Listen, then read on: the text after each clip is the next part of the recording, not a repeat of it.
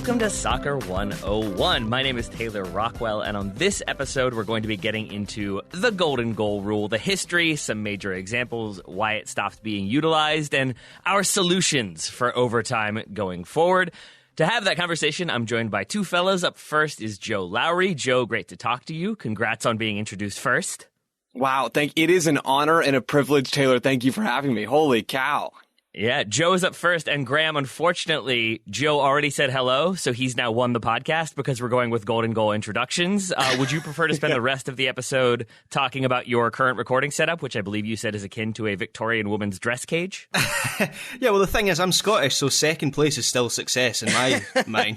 So, that's good, baby. Graham. Woo! That's good. Okay, Graham, ever the optimist. I appreciate that. Graham, I appreciate that both of you are here to talk about golden goals. Let's start with just the basic idea for people who are new, for people who don't know what that is. Joe Lowry, what is golden goal? What does it mean? So at its very core, golden goal is just another way of deciding who wins a game. So specifically, it's applied to extra time after regulation in a soccer game. So if a game is tied after regulation, a golden goal means that whichever team scores first after regulation in that extra time period is the winner. So if my team's playing Graham's team and it's tied 1-1 after regulation, we go to extra time and Graham's team scores first, that means he does win and he doesn't come in second in that particular instance. So at that point, Graham's team will have scored the golden goal. I played this a lot in soccer growing up just for fun, and I played it honestly more in foosball. It can be applied to all sorts of different sports, hockey, soccer, foosball, and our games were just going too long and we would play win by two and we could never actually distance ourselves 2 points from whoever, if our other friends was playing. And so we finally just decided to cap it and use golden goal. And that kept our games a little bit shorter and made them a little bit more exciting towards the end of things. And I think that's what soccer was trying to do back in the 90s with this rule, Taylor. Yeah, Joe, I hadn't actually thought of that. That's exactly what we do at five-a-sides here. So it doesn't matter if one team's winning, 100-1. You get 1 minute from the end of your time on the pitch and you go, right, next golden goal winner. That is essentially golden goal. Yeah, we would do that as well, Graham. And then the other team, if my team's losing, the other team would shut that down real quick and say, nah, we're up by like 6. We're not playing golden goal right now. So, all right. So golden goal originally introduced in the early 1990s, trialed in 1993. It runs through the 90s into the 2000s, early 2000s. Graham, I was telling my wife about how I feel like the 1990s can be very well categorized the way the WWE now does, which is to say that like that period of time was the Attitude Era. And I think about Jinkos and Serge Cola, and 90s just seem very Attitude Era to me. And therefore it seems very appropriate that golden goal was in the 90s. Yeah, so some important context, which is what I think you're getting at here, about the circumstances that led to the introduction of the golden goal rule. I guess we should probably look at the 1990 World Cup, when teams were perceived at that time to be... Well, yeah, the way you react to that tells you a lot about that World Cup and what I'm going to go on to explain. That tournament there was teams that were perceived to be using, how shall we say, the dark arts and negative tactics to play for draws. And so this was one measure that FIFA, the golden goal rule, was one measure that FIFA believed would help prevent this, at least in extra time in major tournaments. And the 1990s was a period of transition for the sport in terms of its laws. So you had the implementation of the back pass rule, which we take as a given now in the modern sport, but back in the day, goalkeepers were able to pick up back passes, which made time wasting very easy and very frustrating for the opposition team. You had relaxation of the offside law in certain ways, so there was more freedom for changes to be made to the laws of the game in the spirit of experimentation, and the golden goal, I guess, was one of those experiments. I do like to think that there were like two rival factions, one of whom was advocating for the implementation of the back pass rule. One was advocating for golden goal. They went for both, and I think we see which one ended up working out better, because we still have no back passes to the goalkeeper. They can't pick it up. Golden goal, no longer the case, and we're going to talk about why that is. But first, let's talk about some of the usages of golden goal, because I think in my mind it was used like very briefly and didn't really work at all, and then was abandoned pretty quickly. And I guess in the grand scheme of like the history of soccer, it probably was, but used in a lot more tournaments than I remembered and had more of an impact than I remembered, Joe.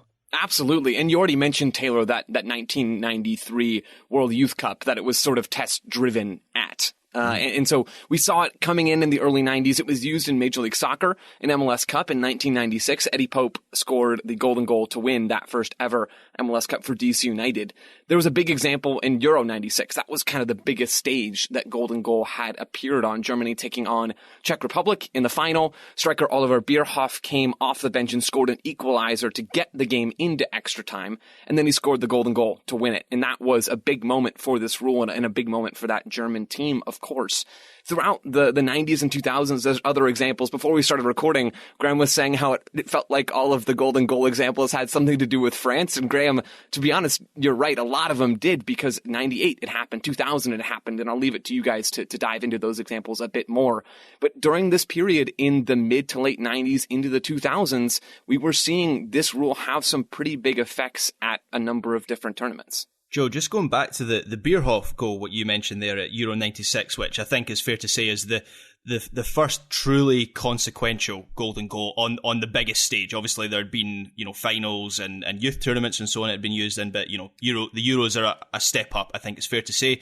When watching that goal back, the golden goal that Bierhoff scores, it's interesting to see the Czech players not really realizing initially that they had lost the match. So it was clear already, that's only 3 years after the introduction of the law. At Euro 96, the golden goal, it still hadn't really embedded in the minds of players. And at Euro 96 as well, we saw a series of kind of tepid extra time periods. So no matter which way you look at it, the early signs were that this wasn't really taking root in the game. And you could see that in the reaction of the players. And it's fascinating to me because imagine it's like learning a new skill in soccer or trying to break a habit, like a bad skill that you learned growing up. Maybe it's a blind turn where you're not checking your shoulders or something like that. It's hard to break those habits. It's hard to rewrite how you think about soccer or how you're playing. And so if you're a Czech player, in that moment, you're not really thinking about golden goal because you've grown up playing in a completely different way. So it's just a fascinating example to me, Graham.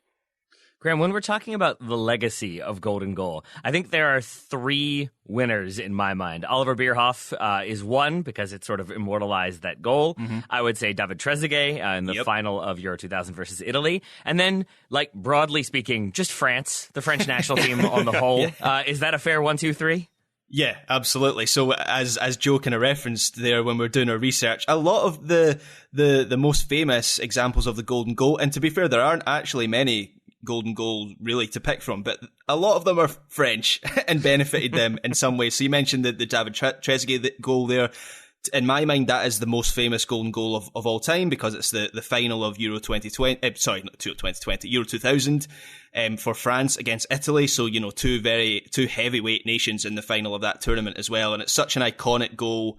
The finish into the roof of the net after peeling away from his marker. There was a time when Trezeguet was one of the best strikers in Europe. Obviously, Juventus was where he did a lot of his work. And for me, this was his greatest moment. When you think of David Trezeguet, this is the goal you think of. So it's probably the most iconic one. You then also have Laurent Blanc scoring a golden goal winner for France against Paraguay 2 years earlier at France 98 in the round of 16.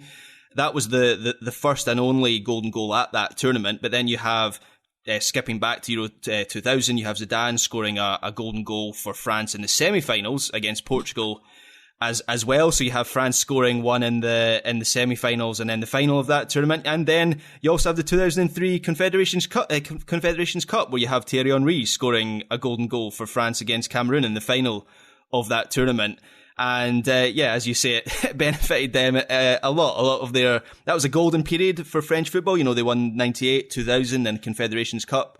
And a lot of those moments were born out of the golden goal. And you do still have it in 2002. I think there's 3 instances at the 2002 World Cup. But none of those, I think, as historically remembered, maybe largely because one of those was South Korea winning over Italy, and that game is remembered for a lot of other reasons aside from the golden goal. And then I think Turkey's just overall run, finishing in 3rd in that tournament. They do have a golden goal victory over South Korea, I believe it is, along the way. Or no, it was Senegal along the way. But I think because of the run they went on, that run is remembered more than the golden goal. So that's not one. I think when I was trying to come up with the ones that I remembered from history, I kind of thought it was gone by 2002. So interesting to learn it was not, but also not surprising to realize that not a lot of those goals were particularly well remembered. Yeah, and just sorry to skip back again to Euro 2000.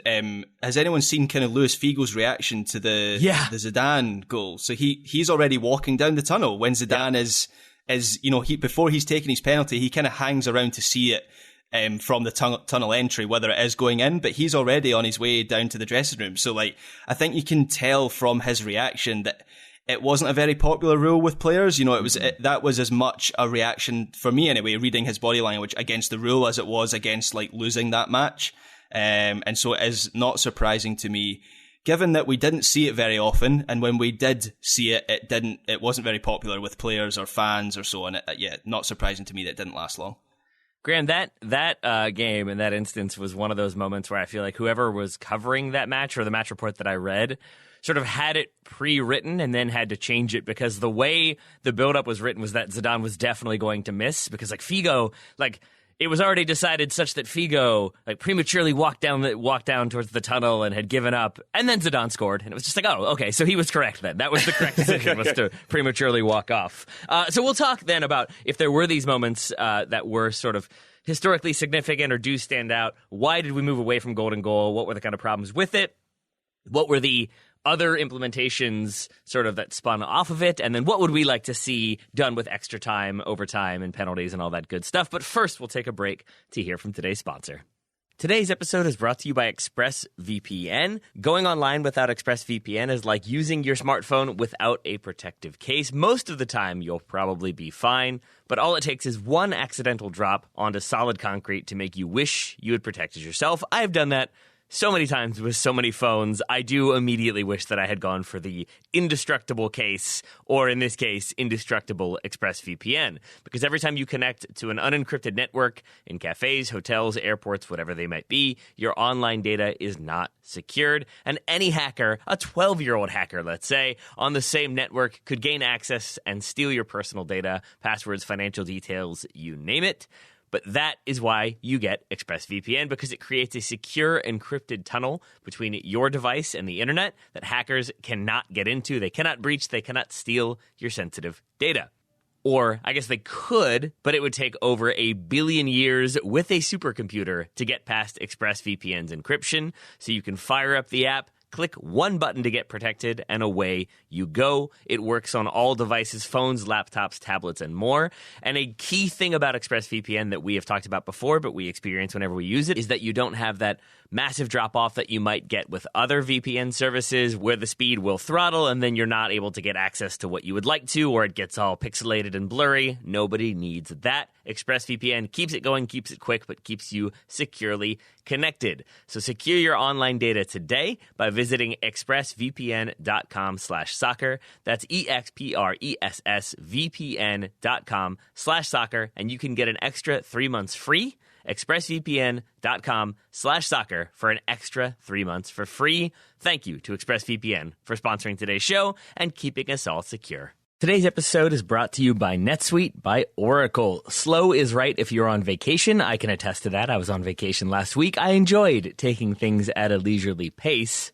But when it comes to taking control of your financials, your inventory, HR, e-commerce, and more, slow is not ideal. In fact, I would say it's the opposite of ideal, and that is why now is the time to make the switch to NetSuite by Oracle, the #1 financial system. With NetSuite, you can automate your processes and close your books in no time, no matter how big your business grows. Failing to switch to NetSuite will leave you stuck trying to make sense of your books while your competitors sprint ahead. Nobody wants that. Nobody wants to be stuck behind. It doesn't go well. Unless you're a tortoise and a hare, unless those competitors are very arrogant. But if they're not, you don't want to be behind, you want to be ahead. 93% of surveyed businesses increased their visibility and control since switching to NetSuite. And right now, special financing is back. NetSuite is offering a one-of-a-kind financing program only for those ready to switch today. Head to netsuite.com/sports right now. Get special financing at netsuite.com/sports. netsuite.com/sports. Thank you very much to NetSuite for sponsoring today's episode. Now back to the show. All right, gentlemen, we have talked about Golden Goal, why it came to be, when it was utilized, how it was utilized, the biggest moments of it, but we haven't really gotten into what it actually did, because the goal would have been to create more attacking play, Joe Lowry, but it doesn't seem like that ended up being the case. For every example of a dramatic goal in the 95th minute or the 115th minute, there are plenty of other games that still ended up going to penalties. Absolutely. And maybe this is me being naive or proud. It feels like we could have seen this coming as a soccer society, right? Apparently, Golden Goal wasn't actually helping to improve the quality or excitement levels in extra time, and that makes perfect sense, right? I mean, teams are still going to be cautious either way. One team is still trying to not lose. Teams are still trying not to lose. Honestly, it doesn't make sense to me as to how someone thought that this would change things at all, because either way, you're trying to protect yourself and not lose a game. We see that in the actual extra time rules that we have now and in the rules that predated the Golden Goal rule and some of the variations that followed it. It doesn't actually change anything. One team is still attempting sort of to score a goal and the other team's not. And instead of actually exposing themselves and going forward, teams default to playing backwards and to being cautious and being in their own halves and not really taking the bait. And so I can sort of see why this didn't work, and it almost boggles my mind as to why it was tried in the first place, guys. I can understand how you could create enough scenarios to see it working. Because you could think, a team could try to blitz the other team in the first couple minutes of extra time and make something happen there. Or it could be two teams just kind of like going at it. The way the Rocky movies depict boxing is essentially what I picture they thought Golden Goal would be, with just two teams slugging each other back and forth and up and down it being this frenetic game. Or if you were the dominant team, you'll be even more dominant. You'll be sensing that there's blood in the water. We can make something happen. And to my understanding and to my memory, the reality was the opposite, that those teams that were dominating became that much more afraid of being countered, and suddenly you go from being completely dominant to losing a game because you gave up one counterattack goal, and that's it. So those teams then sit off more, the other team continues to sit off, and you're essentially just extending a game for 30 minutes while everybody plays for penalties. Graham, am I being too harsh, or was that your sort of read on why things didn't work for Golden Goal? Yeah, that's my read as well. And I wonder, so when you have a change of the laws now, you will often get test matches. So FIFA or IFAB will test a law in a exhibition match or so on. Did they do that for this law change? Because I feel like maybe they didn't, because as Joe says, surely they could have seen this one coming, and it didn't last very long. Actually, going back and looking at when this was taking out of the laws of the game, it was in February 2004. So when you consider that it was introduced in 93, that is a longer period than I actually realised this was around for. I always had it in my mind it was kind of 98 to even 2000. I don't even remember it really being at the 2002 World Cup. So the fact that this was around for 11 years, and we should say that it wasn't actually... It wasn't compulsory for tournaments, so FIFA had it as an option in the laws of the game, so not every competition and tournament did actually adopt it over that time. It was up to them whether they wanted to do so. But yeah, 11 years of the Golden Goal. That's longer than I thought it was. I think sometimes FIFA trials things, and then sometimes FIFA trials things. And this feels like one of the latter, where like in 93, they go for it. It works in the World Youth Cup. There's a goal. Hey, it's exciting. It's fun. But I think youth tournaments are inherently more unpredictable, because you can still get those when it's U17s or U20s. You can still get like the ball bouncing over a player because they're still very young, and especially in the early 90s, they're still pretty inexperienced. And so I think there can be a little bit more chaos. I think there's also less on the line in a youth World Cup than there is in an actual World Cup. And so maybe coaches are going to roll the dice and try to make something happen or do something unpredictable, especially when a law is being trialed.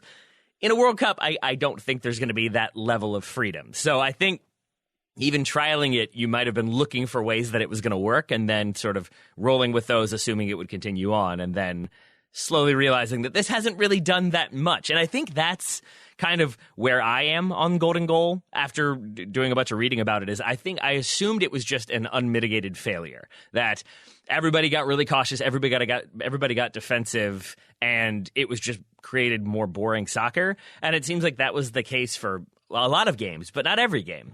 And you do have these big moments. And so I think in the end, it was just a sort of like, it's like a C+ idea. Like, it's fine, it's okay, it's not great. And so I can see why they experimented with other ideas and why ultimately they went back to the two halves of 15 minutes apiece.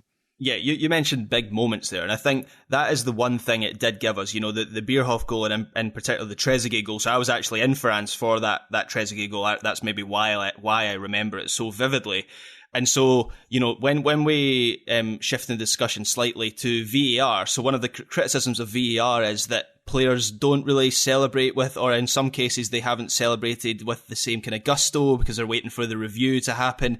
That is the complete opposite for golden goal. So when David Trezeguet scores that goal, it's like a moment you wouldn't believe. You know, it's something that you don't really get to see in soccer besides maybe a penalty, you know, a winning penalty or a penalty save, I guess, that wins a competition. So for those couple moments, golden goal did contribute to something that sticks in my memory. Yeah. But on the whole, I don't think it contributed much to the sport.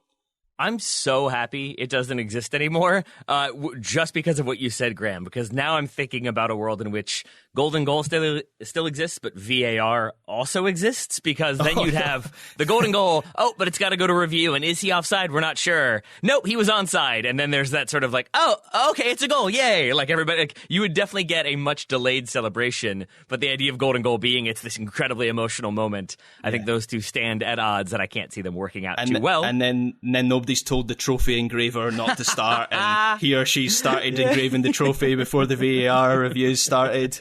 Nightmare. And then, like, absentmindedly starts writing VAR in there at some point, because that gets written a couple times or said a couple times. So, yeah, I'm glad we've moved away from it. I do want to talk about some of the other things that were tried, because after golden goal goes away, Joe, we move to silver goal, which really doesn't make any sense to me. It seems like they just wanted to, like, try another idea and have it be peripherally related to golden goal. That's basically what it is. So silver goal was an attempt to bridge the gap, I guess, between golden goal and the regular classic extra time rule that we have now. Don't try and give it some rationale, Joe. I'll explain the rule quickly, and then we can talk about how dumb it is. The silver goal rule said that the goal scored in extra time wouldn't immediately win the match like it would in golden goal. But if a goal was scored in the first half, so the first period of extra time, and the opposition didn't equalize, then the match would be over. So this popped up at Euro 2004 in Portugal, the Czech Republic versus Greece. In the semifinals, Greek defender Trinos Delas scored a header to beat Peter Cech in the final seconds of that first half of extra time, I should say, to win the game for Greece. So it did pop up in a pretty major scene in a pretty big game. But like we've been saying, this rule makes no sense. I already kind of talked about how the golden goal rule doesn't make a whole lot of sense to me. This one, even less so. The only value I can see is that it gets us one step closer to bronze goal. I don't really know what that would be, but I like the progression from gold to silver to bronze, as everyone just sort of acknowledges that the rules are getting worse and worse and worse by the value of the medal, guys. I think if the justification for golden goal or silver goal had been, we're seeing too many injuries in extra time, and there's too many minutes being played, and the minutes being played are leading to more strains and pulls and tears, and so we need to do something to limit the time of a game, then maybe it makes sense. But when you have the kind of idea of you score a goal and then the other team gets a chance to respond, all you're doing is sort of limiting the time they can respond. And there was one incident, Graham, I don't know if you read about, but it was like that the goal happened at the very end of the first half of overtime, and so it like was effectively a golden goal and led to a ton of confusion about, well, if it scored right at the end, don't we get more time? And I think it's just that type of confusion is never a thing you want when you're bringing in new rules. Yeah, I didn't read about that case, but that is one scenario that I could envisage. Again, going back to what Joe said, you could envisage that being a problem, and yet FIFA didn't really seem to do anything to combat that. Yeah, silver goal. I mean, golden goal, I think it was stupid, but at least it produced a few good moments. Silver goal, I don't know. I can't explain that one. And I think oftentimes by the time a game has gone into extra time, or overtime for our American listeners, like when the goal does happen, if there is a goal in that first half of extra time, a lot of times I find myself sort of disappointed, because at that point I'm so invested in the game that it's like, no, let's keep this going. Like, I've been here for 2 hours. Why not stick around for another half an hour? So the idea of golden goal on the surface seems really exciting and thrilling. And then simultaneously I picture being a neutral or being on the opposite side and just being like, well, that's the end of that. That's disappointing. Like, at least with a couple extra minutes, you can sort of get your head right to, or believe until the very end, whereas sudden death is sudden death. And I don't know how much I would need that. Yeah, let's not kid ourselves. As neutrals, once you get to extra time, everyone's thinking about the penalty shootout. Yep. And so ending extra time early and eliminating the chance of a penalty shootout doesn't seem like a way of creating excitement. In fact, it seems like the opposite. Yeah. Dulling some excitement. And that brings me to the change that I would make. That wouldn't be a golden goal or a silver goal. I want to hear about that change, Graham, but first I want to talk about the Caribbean Cup for a moment. Oh, yeah. Oh, yes. Can you please do your best to summarize the events of the Caribbean Cup? Right, I will try my best. So, the organisers of the 1994 Caribbean Cup implemented a rule. So I am reading from my notes here because it is quite a complicated case, but funny nonetheless. Implemented a rule stating that any group stage matches ending in a draw would result in a golden goal period. To compound the bizarreness, it was decided that any golden goal would count as double. Right, so that created was a scenario where, and again, I'm going to read this. This is from These Football Times, who they have an account of the story that unfolded. So, with 7 minutes left of normal time, Barbados were leading 2-1 and in desperate need of another goal to avoid elimination. With the clock running down, the disheartened Barbadians became resigned to the unlikelihood of finding a third goal and decided their best chance of qualification was to exploit the gaping loophole in the bizarre rule. In 87th minute, Barbados defender Terry Seeley and goalkeeper Horace Stout began to pass the ball back and forth before Seeley deliberately put the ball in his own goal to take the game into extra time. With tournament officials already resigned to collecting their P45s, the last few minutes of normal time would serve to further compound the utter stupidity of the rule, as Barbados valiantly defended both goals while Grenada tried in vain to score at either end. In a fitting conclusion, Barbados would get the golden goal and advance at Grenada's expense. But by this point, the result seemed neither here nor there, as journalists around the world had a field day. This story is incredible. The logic behind it, incredible in a negative way. I, for the life of me, cannot understand a single reason why a goal would be more valued in extra time. Because it would make sense if you weren't doing golden goal, because then it's like, if you score in the first half, you get 2 goals, and then the second half, you got to fight even harder.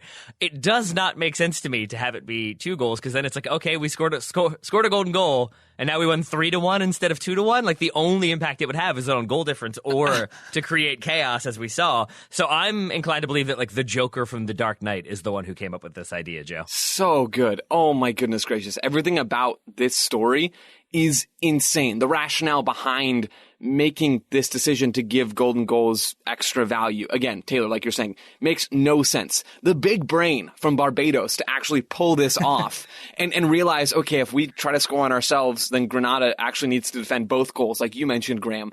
The scenes there are phenomenal, right? Imagine trying to defend both goals in a soccer game at the same time. It's incredible, right? I can't even fathom now what that would look like. And it is a beautiful thing that happened on that field between Barbados and Grenada. Everything about this story I love so much. This is hands down the best thing to ever come out of the golden goal rule. And this is really the only reason why I'm sad it doesn't exist anymore.